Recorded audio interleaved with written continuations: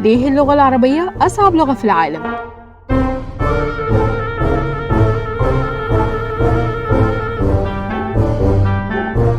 لما بيبدأ شخص مثلا بيتكلم بالإنجليزي ودي لغته الأم يتعلم لغة تانية أجنبية عنه، فإحنا هنا بنصنف اللغة ل3 أقسام: سهلة ومتوسطة وصعبة. أما السهلة فهي اللغات المتشابهة للإنجليزي والقريبة منها، زي الأسباني والفرنساوي والإيطالي والروماني ولغة جنوب أفريقيا اللي عمري ما فهمتها طول فترة تعلمي للغات. وفي الترتيب التاني من ناحية تصنيف اللغة بتيجي اللغات المتوسطة اللي بتفرق عن الإنجليزي شوية، زي الهندي والروسي والتركي والياباني والكوري وغيرهم كتير. وأيوة شايفاكم يا محبين مسلسلات التركي والكوري. أحلى تحية لحبايبي نساء مصر الأعزاء. ولكن من ناحية تصنيف اللغة كلغة صعبة فاللغة العربية هي صاحبة هذا اللقب، ولكن في اختلاف بين الناس اللي أقبلوا على تعلمها، فالبعض يقولك سهلة والبعض يقولك دي لغة معقدة. طب ليه الخلاف ده؟ تعالوا نشوف. اللغة العربية هي أم اللغات، تشكلت فيها لهجات قديمة، وعلماء الغرب قسموا اللهجات دي للغات زي فروع السامية، وما قدرش الفرع ده يصمد أو يطور نفسه للغة العربية الفصحى اللي نعرفها دلوقتي واللي نزل بيها القرآن الكريم. بسم الله الرحمن الرحيم: وعلم آدم الأسماء كلها. المنهج المقارن بيفترض أن الظواهر المشتركة في كل اللغات السامية ظواهر موروثة عن اللغة السامية الأولى، وده بيصدق على الأصوات والأبنية الصرفية وعلى المفردات. وأغلب الظن أن أبناء اللغة السامية الأولى كانوا بيعيشوا في بيئة بتعرف الزراعة وشوية من الرعي، والجماعة السامية كانت بتعيش في شمال الجزيرة العربية وبادية الشام والعراق، وبسبب التنقلات دي تكونت اللغة السامية. تطور اللغة العربية: نتيجة الفتوحات الإسلامية انتشرت اللغة العربية بشكل كبير وتأثر بيها كتير من الشعوب، وخاصة بعد اعتناق السوريان والأشوريين والروم والأمازيغ والأقباط للدين الإسلامي، وظهور الشعراء والأدباء والعلماء اللي بيعبروا عن أفكارهم ومعتقداتهم باللغة. وتم تأليف كتير من الكتب والمخطوطات باللغة العربية في كل المجالات العملية والثقافية، غير أن الشعوب الأعجمية بتتكلم باللغة العربية كلغة تانية.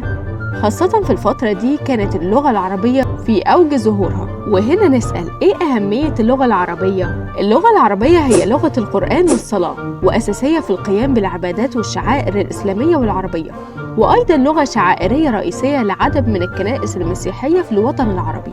ده كمان اتكتبت بها كتير من أهم الأعمال الدينية والفكرية اليهودية في العصور الوسطى. من أهمية اللغة العربية أنها المفتاح على الثقافة الإسلامية والعربية، لأنها تتيح للي بيتعلمها الاطلاع على كم حضاري وفكري لأمة تربعت على عرش الدنيا لقرون عديدة، وتركت إرثاً حضاري ضخم في مختلف الفنون والعلوم، وأصبحت لغة عالمية. وهنا يجي السؤال: ليه اللغة العربية أصعب لغة في العالم؟ اللغة العربية صعبة فوق ما يمكن تصوره عزيزي المشاهد، خصوصاً للأوروبيين وسكان شرق آسيا، والبعض بيعتبرها أصعب لغة في العالم جنب اللغة الصينية، وده لأسباب عديدة، منها إن صوتيات اللغة العربية مليانة حروف مش موجودة في معظم لغات العالم، زي حرف الث والح والخ والصاد والضاد والعين والغين والطه والظه والقاف. الجمع في اللغة العربية: الجمع في اللغة العربية يعتبر صعب حتى على العرب نفسهم، لأنه له عدة أنواع مختلفة زي المثنى والمذكر السالم والمؤنث السالم والتفسير والإعراب وكل النحو اللي محدش فلح فيه ده. اللغة العربية كانت الأصل والمنبع، وإن جميع اللغات كانت مجرد قنوات وروافد، وده لأن اللغة العربية كانت واسعة وغنية بالمفردات عن اللغات الأخرى، زي اللغة اللاتينية فيها 700 جذر لغوي،